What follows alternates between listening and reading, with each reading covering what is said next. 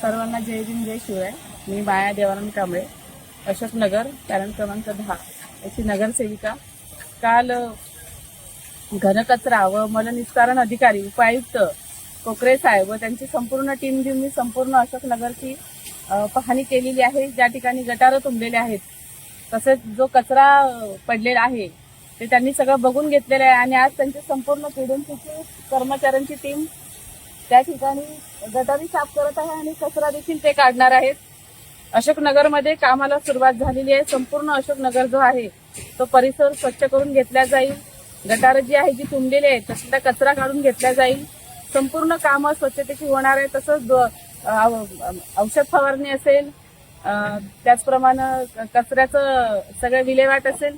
सगळ्या कामाला कालपासून सुरुवात झालेली आहे. मी स्वतः कोकरे साहेबांसोबत पूर्ण वार्डाची पाहणी केली आणि त्या पद्धतीने वरती रिपोर्ट सुद्धा मी केडीएमसीला दिलेला आहे.